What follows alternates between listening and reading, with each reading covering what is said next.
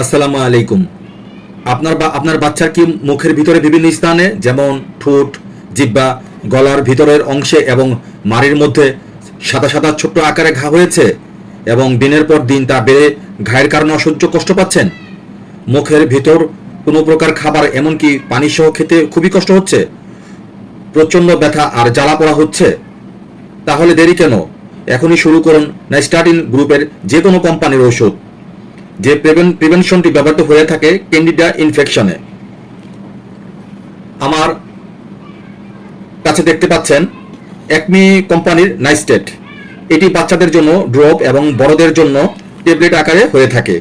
আপনি প্রতিদিন একটি করে ট্যাবলেট 3 থেকে 4 বেলা করে খেতে পারেন এবং বাচ্চাদের ভিতরে নির্দেশিকা দেখে 3 থেকে সর্বোচ্চ 4 বেলা খাওয়াতে পারবেন বা বিশেষজ্ঞ চিকিৎসকের পরামর্শ অনুযায়ী।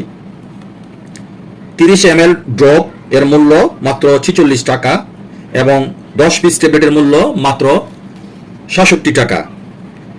সো ভিডিওটি দেখে ভালো লাগলে লাইক, শেয়ার, ফলো, সাবস্ক্রাইব করতে ভুলবেন না please. Thank you so much.